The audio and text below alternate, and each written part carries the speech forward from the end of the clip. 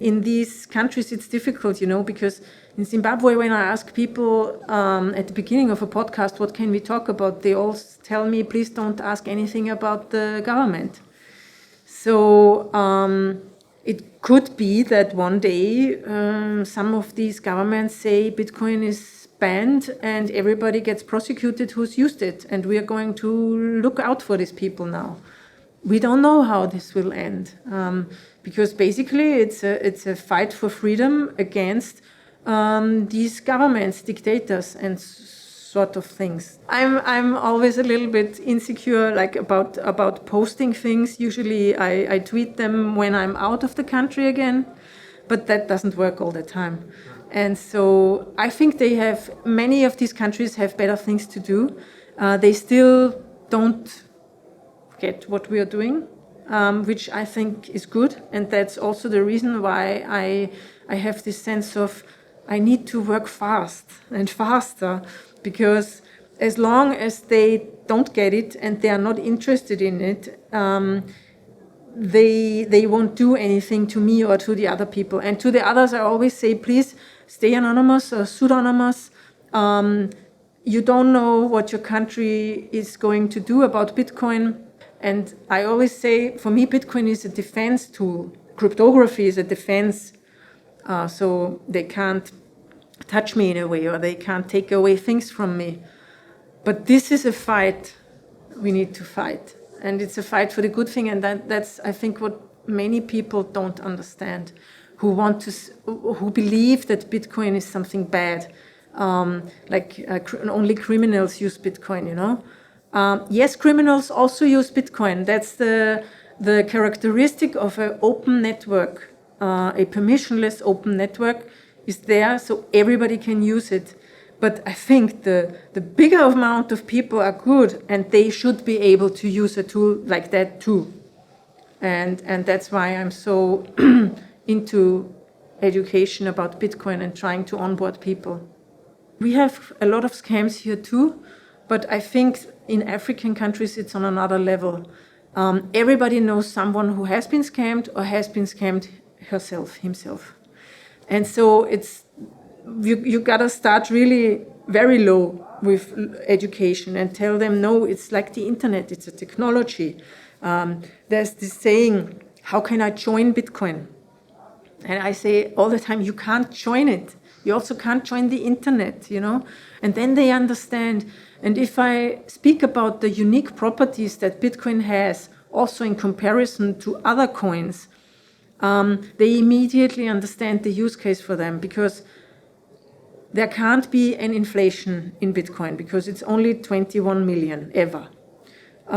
Nobody can take it away from you as long as you have the private keys. Nobody can shut down your account. I mean, you don't have a bank account in Bitcoin, but it's also not possible that the government cuts you off. That's the right word.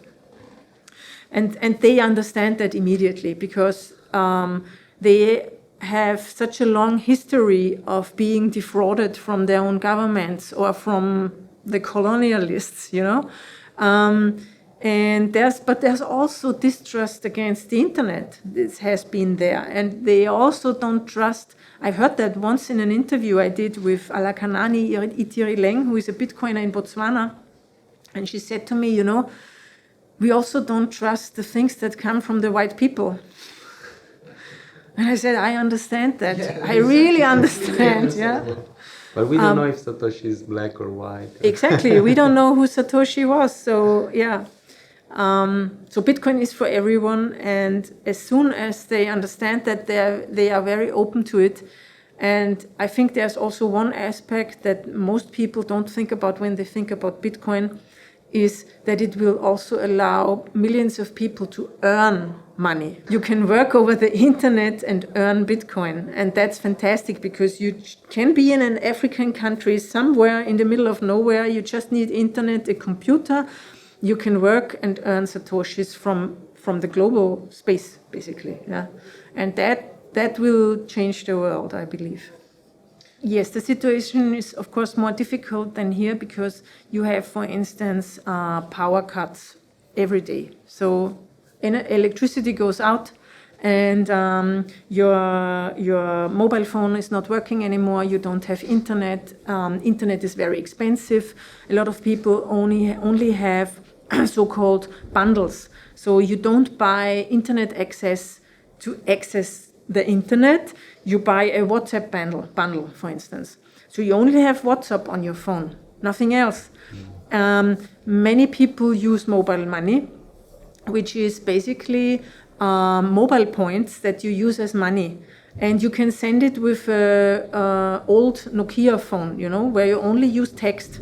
So you have some codes, and you use that codes, and you send money to someone else. Yeah. So from that perspective, they can leapfrog us, because they never had landlines. They immediately had money on their phones. And so the concept of paying with my phone is actually much more a thing in certain African countries than here. And so I think the possibilities are there. Actually, at the moment, a guy is developing something where you can send lightning with those text codes. I don't know in how many countries it's been rolled out. I want to try it the next time I go to sub-Saharan Africa.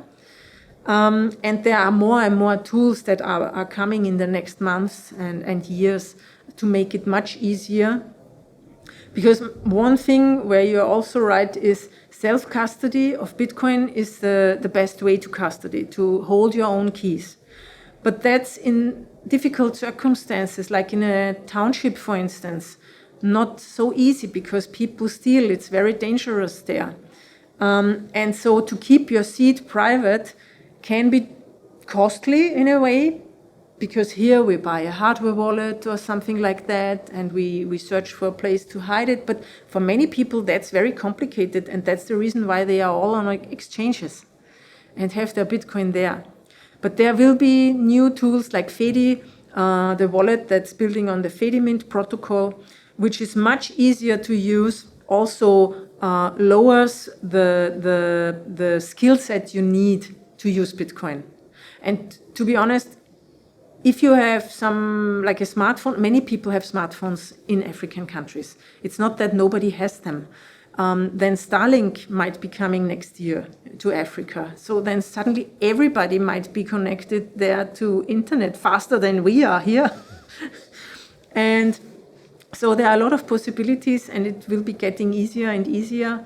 And you can run a Blue Wallet or a Moon Wallet in these countries as long as you've got internet, or if you've got it like 3 hours a day and 3 hours, you can also run it.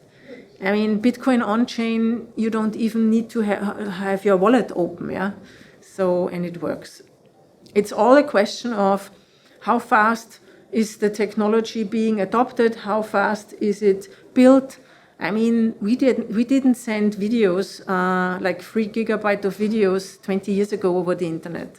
And so I believe that we will see a lot of innovation also coming out of Africa, from African developers and people like that, which will only fasten the development. Yes. Fantastic.